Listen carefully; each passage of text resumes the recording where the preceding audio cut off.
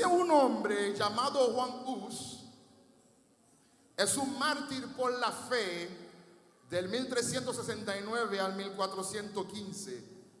Regocíjense que el único hombre inmortal nació para que los hombres mortales pudieran vivir una vida eterna. Ese hombre murió en la hoguera por haber traducido la Biblia al idioma de la gente en el año 1415. Fue condenado por la Iglesia Católica y murió cantando mientras se ardía en fuego, para que tú y yo pudiésemos tener la Biblia en los idiomas de nosotros. Habiendo dicho eso, quiero que vayan conmigo a Lucas capítulo 1, el capítulo más largo del Nuevo Testamento. Lucas capítulo 1, y leemos la palabra del Señor del versículo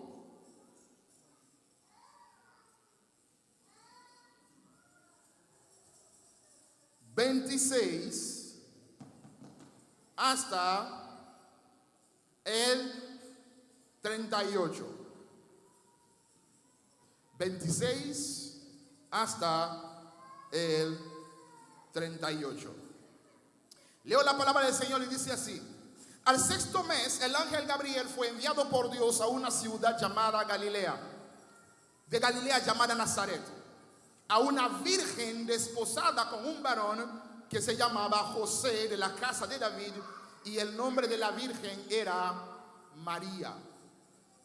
Y entrando el ángel en donde estaba María, dijo: salve, muy favorecida, el Señor es contigo, bendita tú entre las mujeres.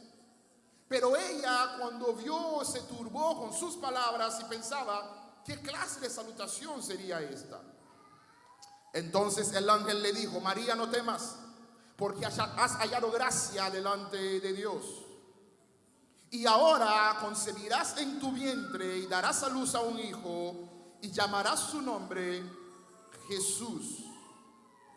Este será grande y será llamado Hijo del Altísimo, y el Señor Dios le dará el trono de su padre David, y reinará sobre la casa de Jacob para siempre, y su reino no tendrá fin.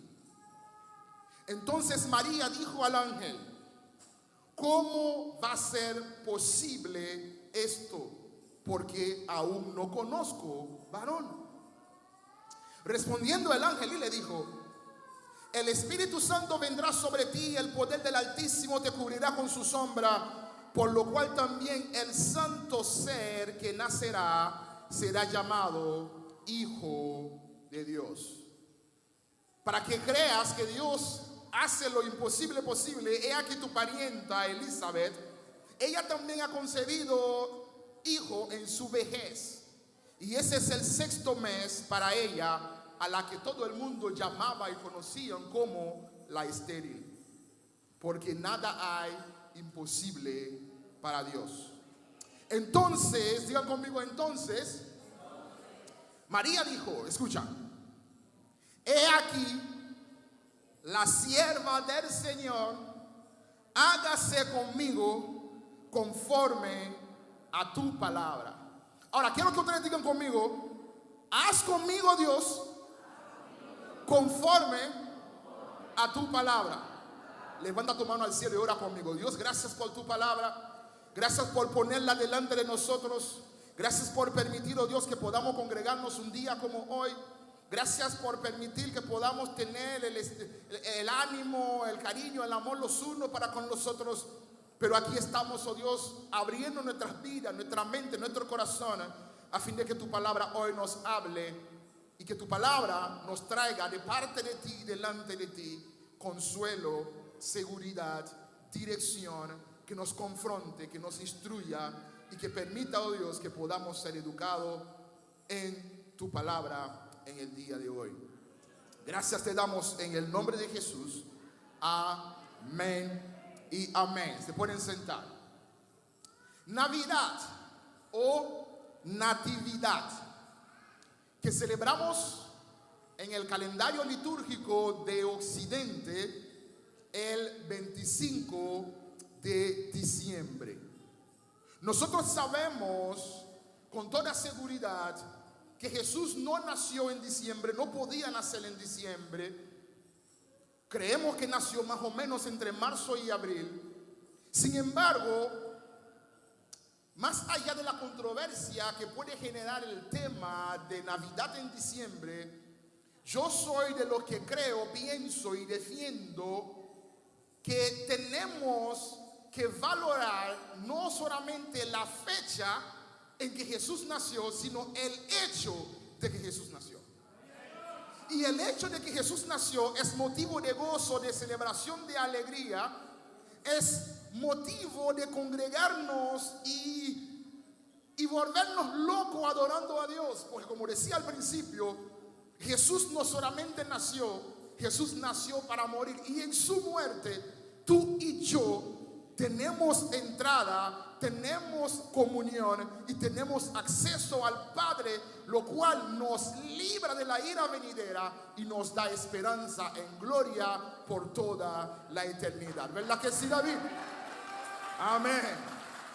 Entonces Jesús no solamente nació, Jesús murió. Así que sin ánimo de ofender a nadie, sabemos que hay personas que por su conciencia, por la razón que lo crean, no celebran Navidad. Que Dios lo bendiga. Yo me como el lechón de ellos, así que no hay problema con eso. Y el pavo me lo como. Pero yo creo que celebrar Navidad nos da una visión misional de la iglesia y un entendimiento histórico de lo que ha sido el funcionamiento del cristianismo por los últimos 2000 años.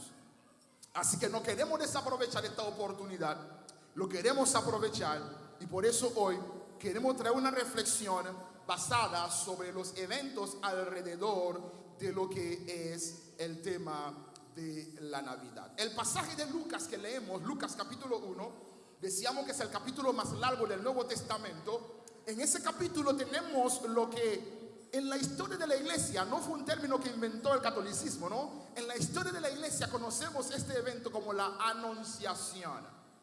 La anunciación, que fue cuando el ángel vino y le anunció, le dijo, le informó a María que el tiempo de Dios había llegado.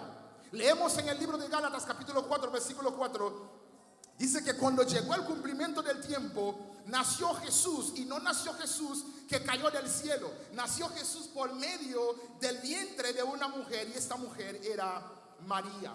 Entonces Dios tenía un tiempo señalado en su calendario, Dios tenía un tiempo señalado en su agenda. Muchas veces estamos tú y yo orando por milagros, orando por propósito, orando por peticiones, y quisiéramos a veces adelantar el tiempo de Dios o apurar el tiempo de Dios, o quisiéramos a veces tener un control remoto para manejar a Dios y hacer que Dios haga las cosas en el tiempo que queremos. Pero quiero que entiendas algo, que ni tú ni yo, por más que oramos, por más que creemos, podemos cambiar el eterno propósito de Dios. Y Dios tiene un tiempo señalado para cada cosa, y en el tiempo señalado de Dios ocurren las cosas. Por eso Dios no llega antes de tiempo, Dios no llega después de tiempo, Dios siempre llega a tiempo, porque Dios es dueño del tiempo, y el tiempo siempre hará lo que Dios ha determinado que haga.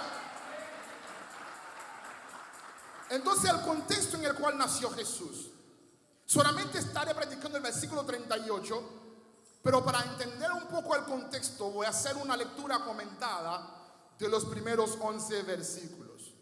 El versículo 26 dice: al sexto mes, que es el sexto mes de que ya el pasaje venía hablando de lo que había ocurrido con Elizabeth. Elizabeth es la esposa de Zacarías, que son los padres de Juan el Bautista. Elizabeth era una mujer estéril. Su esposo era un sacerdote que entraba al templo a hacer sacrificios. Y en una de esas entradas se le apareció un ángel y le dijo que su esposa iba a tener un hijo, que en ese caso era Elizabeth. Y luego entonces, cuando Elizabeth tenía 6 meses de embarazo, Dios entonces se le aparece por medio del ángel Gabriel a María y le da la noticia. El versículo 27 dice: el ángel Gabriel fue enviado por Dios, fue comisionado por Dios. Cuando tú estás orando o no estás orando por algo que está en los planes de Dios, la respuesta siempre vendrá de parte de Dios. Y el texto dice: fue enviado a una virgen. ¿Por qué tenía que ser una virgen? Porque ya lo había profetizado Isaías, que una virgen iba a dar la luz. Y el nacimiento de Jesús tenía que ser virginal, para que Jesús fuese lo que llamamos 100% Dios y 100% hombre. 100% Dios para representar a Dios ante los hombres y 100% hombre para representar a los hombres ante Dios. Además, el nacimiento virginal es lo que hace que Jesús sea concebido totalmente sin pecado. El ángel le dijo a María: el santo ser que nacerá. Después de Adán, Jesús es el único bebé que nació santo. El tuyo y el mío, cuando nacen, no nacen santos, nacen caídos. Necesitan de la gracia de Dios. Necesitan el milagro de salvación que Jesús proveyó en la cruz del Calvario. Pero Jesús nació de una virgen. Pero esta virgen estaba comprometida, desposada con un varón. Tenía una fecha de boda. Tenía el vestido comprado. Tenía el pastel apartado. Tenía todo listo. Y era un joven llamado José, de la casa de David, que era un noble, que no era un cualquiera, era un noble, alguien bien conocido en el pueblo. Y el texto subraya que esta joven tenía un nombre. Su nombre era María. El nombre femenino más conocido en el mundo, más famoso en el mundo, María. Mayormente en los textos antiguos casi nunca se contaban a las mujeres. No era por discriminación de género, nada de eso. Es que en los idiomas antiguos la estructura gramatical no permitía contar a las mujeres. Sin embargo, la Biblia subraya que en este caso sí hay que señalarla, en este caso sí hay que subrayarla, en este caso hay que hacerla notar. Ella tenía un nombre, su nombre era ¿cómo? Ahora observen la salutación de Gabriel. Salve, que es la forma como los romanos saludaban. Yo tengo 3 semanas preguntándole a Dios por qué la salutación es romana, no hebrea, y Dios no me ha contestado todavía. Cuando me lo diga se lo diré a ustedes. La salutación podría ser hebrea, pero la salutación es romana. Todavía no entiendo por qué. Estoy investigando. Le dice salve, ¿no? Esa fórmula romana de saludar. Y luego le dice: has hallado el favor de Dios. Iglesia, desde el primer hombre que tuvo una bendición de parte de Dios hasta el último que lo tendrá cuando suene la trompeta, siempre ha sido por el favor y la gracia de Dios. Ni tú, ni yo, ni nadie estamos en estos caminos.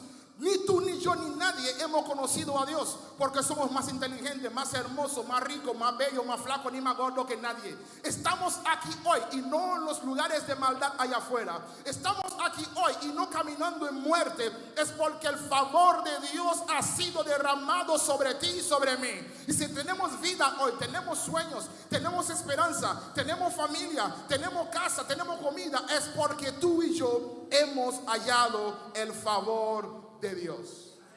Amén. Así que el ángel le dice: no temas.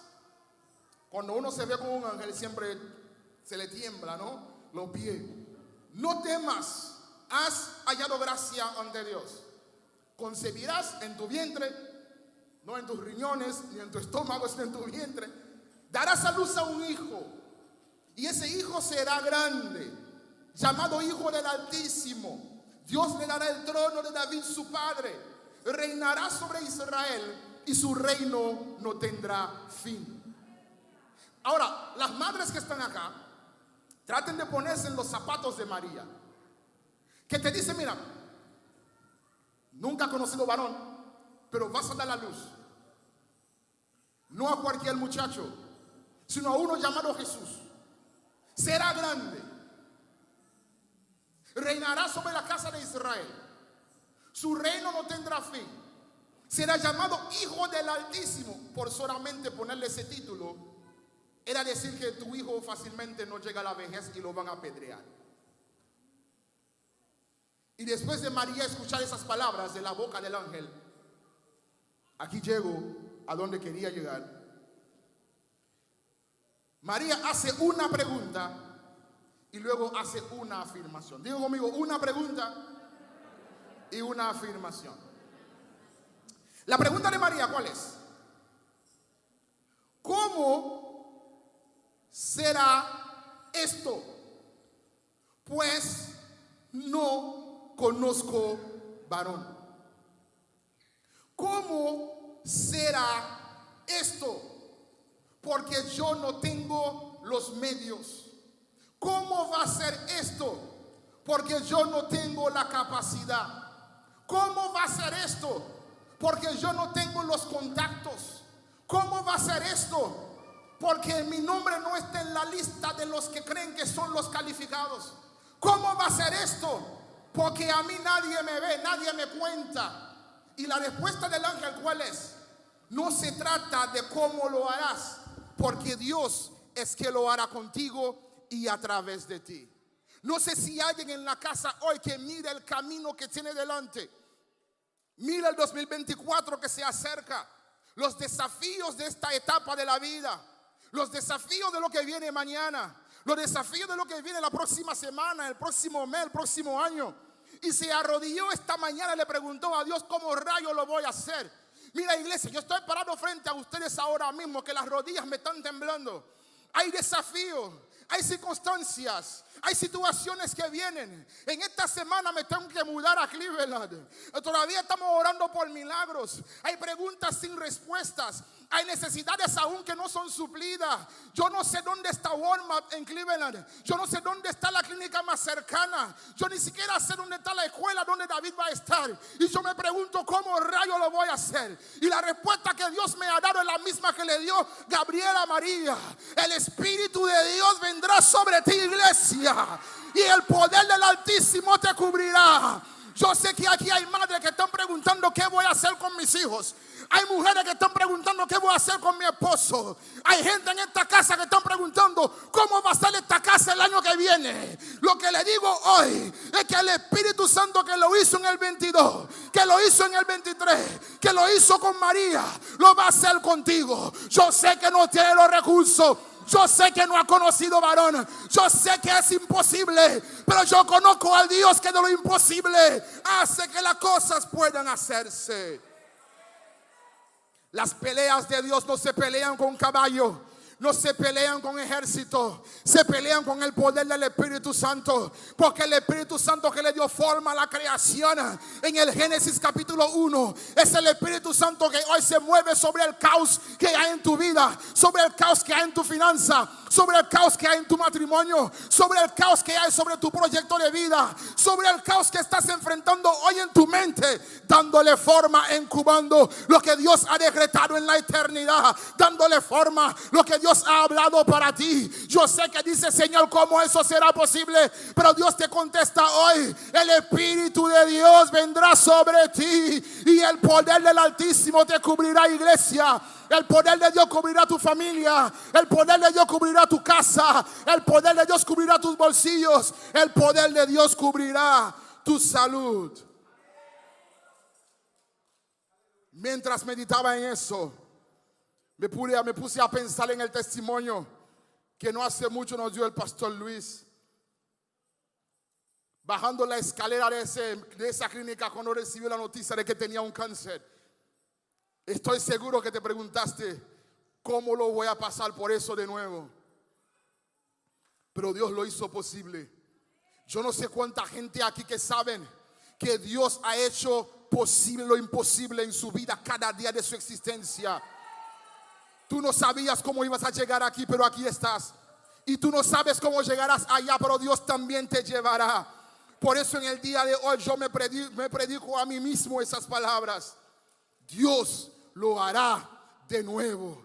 Dios lo hará de nuevo.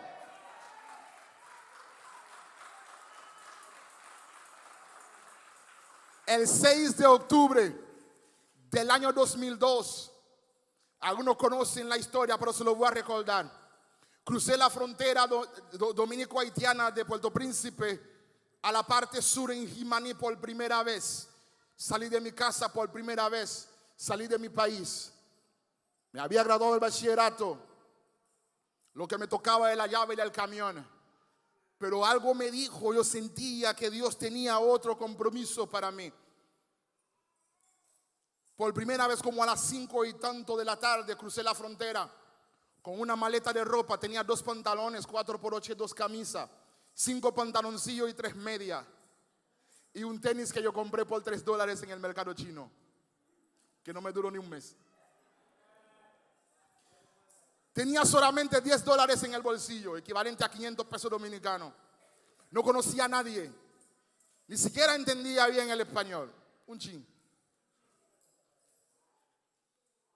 ¿Cómo lo iba a hacer? No tenía idea. Pero algo que sí sé, Dios estaba presente. Y por cuanto Dios estaba presente, abrió camino en el desierto, hizo brotar agua en la peña en el desierto, hizo llover maná en el desierto, hizo callar la boca de escorpiones y la boca de la serpiente. Dios abrió puerta donde no había puerta e hizo camino donde no había camino. Dios estuvo presente, Dios está presente y Dios estará presente. Yo no sé cómo lo hizo hace 20 años atrás, yo no sé cómo lo está haciendo ni siquiera ahora, pero yo tengo la seguridad de que Él lo hará, porque si Él lo prometió, si Él lo dijo, Él se compromete consigo mismo de hacer realidad todo aquello que Él ha ordenado. No sé si alguien cierra los ojos y pregunta como María, ¿cómo va a ser posible? ¿Cómo lo haré? Yo no sé cuál es la imposibilidad que estás enfrentando ahora. ¿Cómo lo voy a hacer? ¿Cómo que voy a quedarme sin trabajo? ¿Cómo voy a hacer para recuperar lo que perdí? ¿Cómo voy a hacer para restaurar mi relación con mis hijos? ¿Cómo voy a hacer para restaurar mi matrimonio? ¿Cómo voy a hacer para restaurar mi relación con Dios? ¿Cómo voy a hacer para...? El Espíritu de Dios vendrá sobre ti. El Espíritu de Dios vendrá sobre ti. Por lo tanto, iglesia, el recurso más importante que tú necesitas tener en tu alforja, que tú necesitas tener en tu almacén, que tú necesitas tener en tus bagajes, no es dinero, no es amistades, no es buena salud, no es buen presupuesto, no es buen plan de retiro, no es una buena tarjeta de crédito, no es un buen perfume, no es ni siquiera un buen plan de salud. El mejor recurso que tú necesitas es relación con Dios en el poder del Espíritu Santo. Todo eso que yo dije es bueno tener una buena casa, es bueno tener un buen vehículo, es bueno tener una familia que camine bien, pero nada de eso vale ni importa si eso no está cimentado y fundamentado sobre el poder de Dios, en el poder del Espíritu Santo. Porque el que tiene todo y no tiene a Dios no tiene nada, pero el que tiene el Espíritu de Dios lo tiene todo, porque el Espíritu de Dios crea donde no hay, hace posible lo imposible. Lo que tú necesitas hoy es asegurarte que el Espíritu de Dios está sobre ti, está contigo. Entonces la pregunta de María es, ¿cómo va a ser eso posible? Y el ángel le dice, Dios lo hace posible por medio del Espíritu Santo, porque para Dios no hay nada imposible. Para Dios no hay nada, absolutamente nada imposible. Después de que el ángel respondió la pregunta de María, María hace una afirmación. Dice María, ¿qué?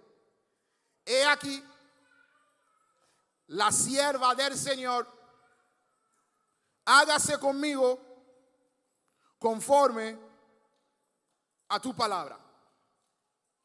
He aquí la sierva del Señor, hágase conmigo conforme a tu palabra.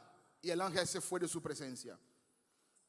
Hacer conforme a tu palabra es decir, que se haga conmigo conforme a la voluntad de Dios.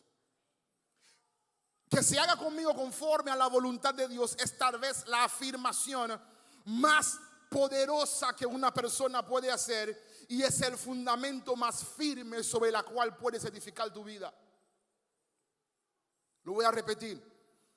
Es la afirmación más poderosa que puedes hacer, y es el fundamento más firme sobre el cual edificar tu vida. La Biblia dice en Romanos 12 que la voluntad de Dios es buena, agradable y perfecta. ¿Qué significa eso? Es buena para Dios, es agradable para Dios y es perfecta para Dios, aunque para ti significa la muerte.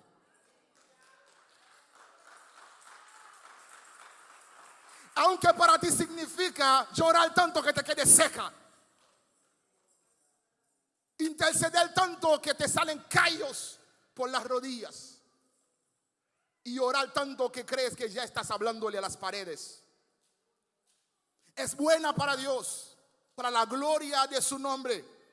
Pero cuando Dios es glorificado, iglesia, somos bendecidos. Cada vez que Dios es glorificado, tú y yo somos bendecidos. Yo no sé qué significa para ti hacer la voluntad de Dios, pero ¿sabe lo que significaba para María esa palabra, que se haga en mí conforme a tu palabra? Para María significaba estar dispuesta a morir, porque ella está comprometida con José, no se ha casado. El primero que le ve una barriga, la denuncia y la matan por apedreamiento. Cuando María le dijo sí a Dios, María dijo: estoy dispuesto a morir a pedrada, pero que se haga en mí conforme a tu palabra. Hello. Esa voluntad de Dios, que es buena, agradable y perfecta para Dios, pero para María significaba la pena de muerte por apedreamiento.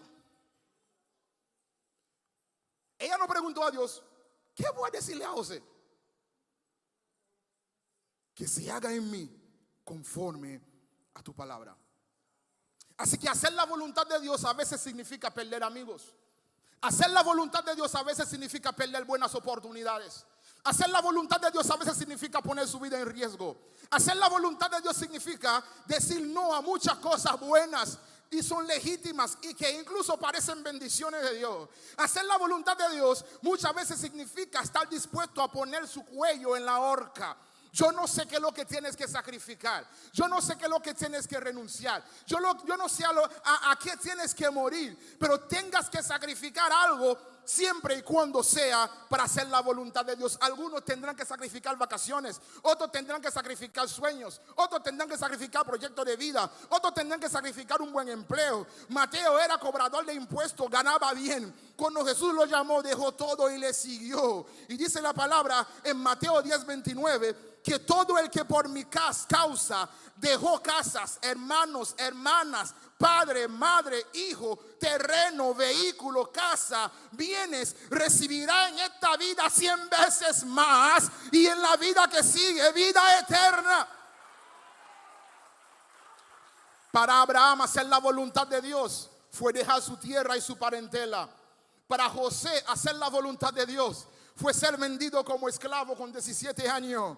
Aleluya. Para la reina Esther, hacer la voluntad de Dios, Esther dijo en 14:16: si perezco, que perezca. Así que estoy parado frente a ustedes para decirle: si perezco, que perezca. Pero yo sé que Dios habló y alguien tiene que moverse. Y si tú tienes que perecer, que perezca. Porque es mejor hacer la voluntad de Dios y recibir la recompensa de Dios, que no hacer la voluntad de Dios y recibir el peso de la ira de Dios. Yo abrazo la voluntad de Dios, aunque me muera aquí, pero viviré con Dios por toda la eternidad. Alguien glorifica al Padre.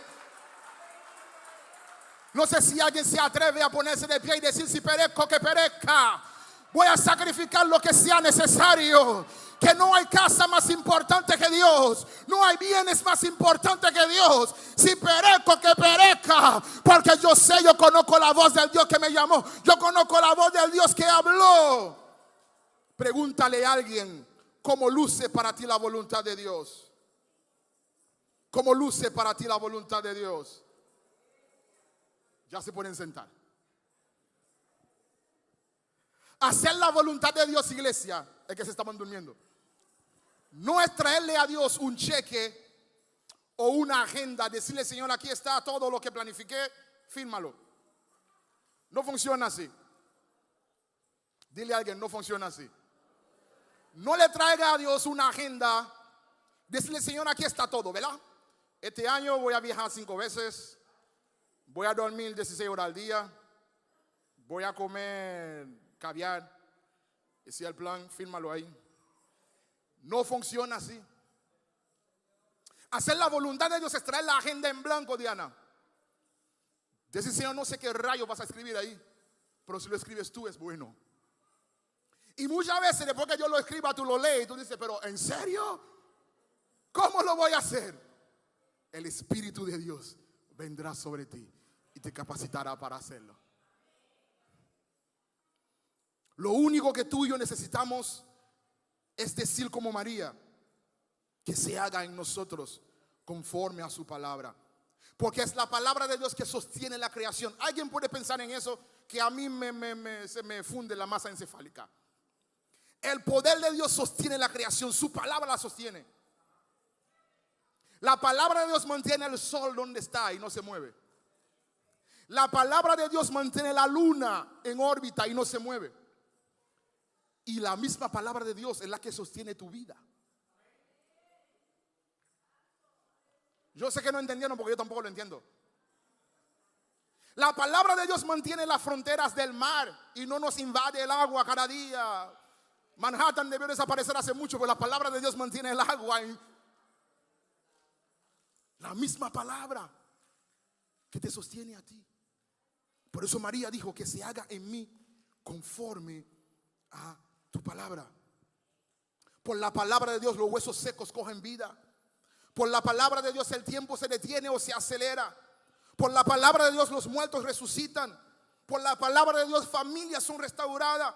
Por la palabra de Dios mi casa va a adorar a Dios. ¿Alguien lo cree? Por la palabra de Dios lo imposible se vuelve realidad.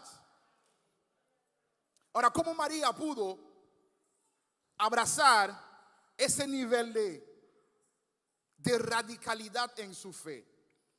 Hay tres características de la vida de María que tú y yo necesitamos comenzar a practicar si queremos un 2024 que trasciende. Lo primero, María, el texto resalta claramente su pureza. Dice, María se había guardado, se había apartado para Dios. Aquellos que viven en santidad caminan bajo la bendición de Dios. Aquellos que viven consagrado a Dios caminan bajo la bendición de Dios. Lo contrario de la santidad es común, popular, cool. Vivimos en una generación que menosprecia lo santo, menosprecia lo sagrado, menosprecia lo decente, la decencia, menosprecia la pureza, menosprecia lo que Dios enseña. Pero déjame decirte algo, iglesia. Dios no se actualiza. Dios no es una moda. Dios es Dios eterno. Es eterno. Lo que está mal ayer, hoy, por los siglos. Y lo que está bien ayer, hoy, por los siglos. ¿Alguien dice amén? Jóvenes que están acá, miren para acá. Jóvenes. María tenía apenas 15 años. ¿Están conmigo? 15 años. Y por su pureza de corazón llamó la atención de Dios. María no llamó la atención de Dios porque hacía cosas virales. María llamó la atención de Dios por la pureza de su corazón. Jóvenes, tú no tienes que hacer ridiculeces para llamar la atención de Dios. Tú no tienes que hacer ridiculeces para llamar la atención de nadie. Tú no tienes que traicionar tus principios, mentir, romper el corazón de tus padres, desagradar a Dios, deshonrar a Dios. No. Es mejor llamar la atención de Dios que llamar la atención del mundo entero. Que tu juventud no sea un impedimento para agradar a Dios, porque tú eres de gran valor para Dios. Eres de gran estima a los ojos de Dios. Tu juventud es un regalo de Dios para que vivas para la gloria de Dios. No eres un aguacate para que todo el mundo venga a apreturarlo. Eres un regalo de Dios, un tesoro de Dios, princesa de Dios, príncipe del Señor. Y Dios cuenta contigo en esta generación y en la generación que viene. Dios quiere usarte a ti y Dios te va a usar a ti. Llama la atención de Dios por la pureza de tu corazón. Tu generación cuenta contigo. Alguien le dice a un joven en esta casa, tu generación cuenta contigo. Alguien que se lo diga, por favor, que se lo crea. Díselo en su cara, tu generación cuenta contigo. Y solo puedes marcar la diferencia siendo diferente. Tú no puedes marcar la diferencia siendo uno más del montón. Vas a marcar la diferencia siendo diferente. María no era común. María era diferente y llamó la atención de Dios. Que todos actúan como tontos, pero tú actúas como un hijo de Dios, una hija de Dios. Y sé ejemplo en palabra, conducta, amor, fe y pureza, como dice la palabra. La segunda característica de María es su obediencia. María dijo que se haga en mí conforme a tu palabra. Iglesia, no podemos vivir por modas, por lo que suena atractivo, por lo que suena atrayente, por lo que se vea popular, por lo que conviene, por lo que funciona, por lo que nos gusta. Tenemos como iglesia vivir por la palabra de Dios, porque el cielo y la tierra pasará, pero su palabra no pasará. En 100 años tú y yo seremos polvo en la tierra, pero su palabra seguirá firme y predicándose por todos los rincones de la tierra. La tercera característica de María: su pureza, su obediencia, es su convicción. María responde al ángel y escogió la muerte, diciéndole a Dios sí. Jesús respondió al Padre, escogió la muerte, diciéndole a Dios sí. Vivir para Dios, iglesia, comienza con la muerte a nuestras ambiciones personales, con la muerte a nuestros deseos personales y pasiones personales que no tomen en cuenta a Dios. Vivir para Dios es morir al ego, es morir al orgullo, es morir al yo, es morir a todo lo que yo me creo, para vivir por aquello que Dios ha dicho. Mira, vivir esta vida por pasiones y ambiciones terrenales es una ilusión. Es como ser rico en el Monopoly. O como dicen los jóvenes, es como ser rico teniendo muchos Roblox. Eso no sirve para comprar ni un pan. Vivir por las pasiones de esta tierra es como tener muchos amigos en redes sociales, que el día que necesitas a uno están en las redes, no están aquí. Es una ilusión. Vivir por convicciones es marcar la diferencia en el presente y trascender en la vida y memoria de la próxima generación. Y esa es la vida que yo quiero. Así en 2024 que Dios nos ayude a abrazar un estilo de vida como María, enfocado en la pureza que es la santidad, en la obediencia a la palabra y la convicción de una vida fundamentada sobre la palabra. Porque mientras vivimos así, aunque tendremos muchas preguntas, sabremos que las respuestas están en Dios. Hay muchas cosas en el 2024 que vamos a decirle a Dios, ¿cómo lo voy a hacer? Es más, hoy mismo hay muchas cosas que yo sé que está preguntando, ¿cómo rayo lo voy a hacer? Es más, hay gente que esta noche para la cena Nochebuena dicen, ¿cómo rayo lo voy a hacer? Yo sé que muchas mujeres están aquí sentadas pensando en el sazón, pensando, ay, me da tiempo ponerle esa pierna en el horno. Y se están preguntando cómo lo van a hacer. Yo no sé cómo lo vas a hacer. Yo sé que hay padres que están entrando en una transición en la vida de sus hijos y se están preguntando, ¿es verdad que sobreviviré? Yo sé que hay gente aquí que Dios le dio sueños tan grandes y dicen, pero ¿es verdad que lo voy a hacer? Voy a comprar esa casa, voy a mudarme de esta ciudad, voy a iniciar este ministerio, voy a poder integrarme de nuevo. Yo tampoco sé, pero algo sé, que mientras Dios está sentado en su trono, todo irá bien. Mientras Dios está sentado en su trono, todo estará bien, porque su voluntad se hará en mi vida. Por eso hoy nos ponemos de pie por última vez y gritamos, que se haga en mí conforme a tu voluntad. Hay 5 peticiones por las cuales queremos orar. Queremos orar hoy para recordarnos que Navidad es recordarnos que Dios nos ha visitado. Amén. Navidad es entender que Jesús es un regalo de Dios a su pueblo para salvación. Navidad es recordarnos que nada hay imposible para Dios porque una virgen parió. Parió sin casarse y no la mataron a apedreamiento. Navidad es entender qué significa para nosotros hacer la voluntad de Dios. Lo voy a repetir. Navidad es entender qué significa para nosotros hacer la voluntad de Dios. ¿Qué significa para ti hacer la voluntad de Dios?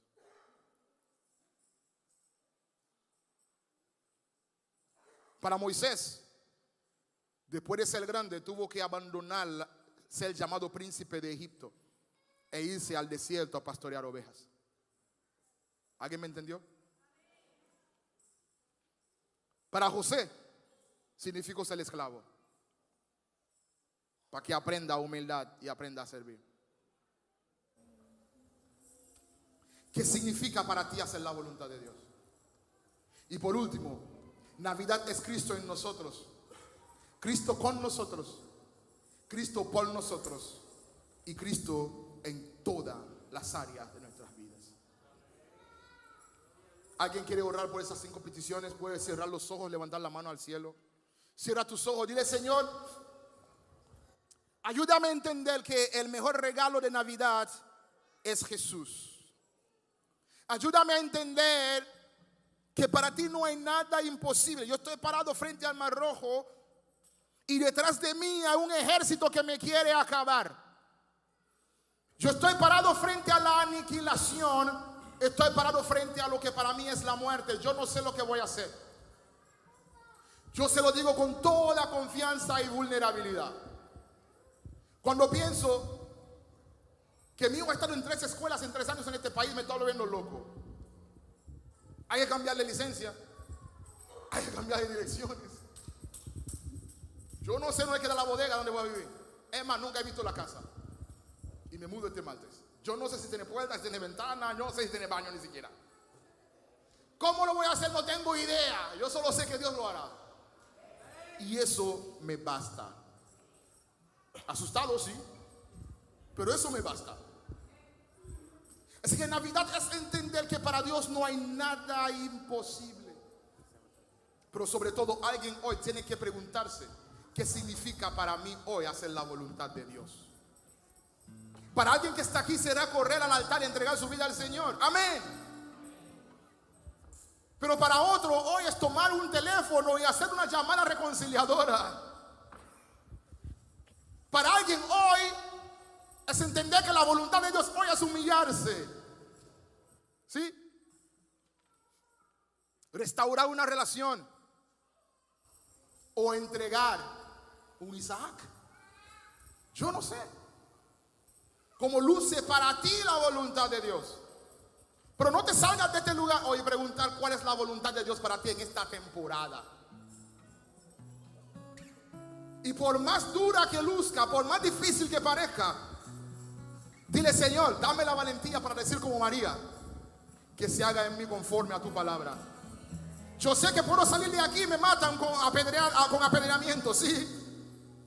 Yo sé que le puedo romper el corazón a José, sí.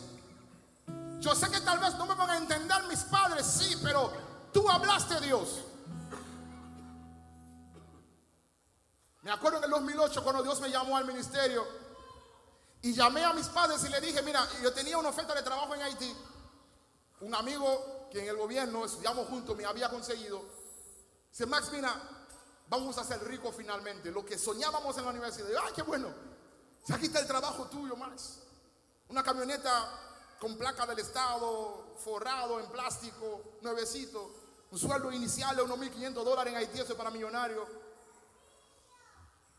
Y me despedí de la iglesia el otro día hablando con Josué. Encontré la carta de despedida que le mandé a los pastores Zenón y Allison. Y en ese último servicio Dios me confrontó y tuve que llamar a mis padres y decirle: mira, yo creo que ya no voy, me voy a quedar. Dice: mami, tú estás loco. Dime el nombre de la que te conquistó. Digo: no, todavía no tenía novia. Eso fue en el 2008. No tenía novia todavía. Eso fue una mujer. Digo: no, no fue una mujer, fue el Señor. Me abandonaste por otra. No, no, mami. Nadie, no tenía nadie. Uno llora. Me acuerdo ese domingo en la noche, llamé a mis amigos, a Elías, a Junior Suero, Dalia, amanecimos en el templo llorando, peleando con Dios. Y el Señor nos ministraba que a veces Dios nos da sueños, pero Dios no nos muestra el camino para llegar allí. Dios le dice a Abraham: vete. ¿A dónde? Cuando llegues tú lo sabrás. Y a veces hay que irse Y cuando llegues lo sabrás. En muchas áreas de la vida, Puedes cerrar tus ojos y decir: Señor, enséñame tu voluntad en esta temporada. ¿Qué es lo que tengo que dejar? ¿Qué es lo que tengo que abrazar? ¿Qué tengo que amar? ¿Qué tengo que aborrecer? ¿Qué tengo que confesar? Ayúdame, Señor. Aquí estoy, Señor, delante de ti, sin nada que ofrecer, sin pretensiones, sin ánimo, Dios, de querer hacer nada, oh Dios, que a ti te sorprenda, porque no puedo. Simplemente venimos delante de ti en este tiempo navideño a pedirte que Cristo nazca en nuestras vidas, a fin de que podamos experimentar su muerte en la cruz y vivir para ti. Ayúdanos, Señor, a darte a ti toda la gloria, toda la honra y toda la alabanza en todo tiempo. Ayúdanos a entender, Padre, que somos simplemente siervos para tu gloria, instrumentos en tus manos, y que simplemente estamos para hacer ni siquiera una nota al pie de página, porque toda la gloria es tuya, todo el protagonismo es tuyo, toda la historia es tuya, y todo lo que se haga sea para ti, Señor. ¿Cómo será posible? Pero tú nos dices que tú nos ayudarás con el ayudador, con el poder de tu Santo Espíritu. Por eso esta iglesia hoy dice que se haga en nosotros, Señor, conforme a tu voluntad. Agarra la mano de tu familia, si está contigo, dile: que se haga en mi familia conforme a tu palabra. Pon tu mano sobre alguien, primo, tío, sobrino, alguien, dile: que se haga en esta persona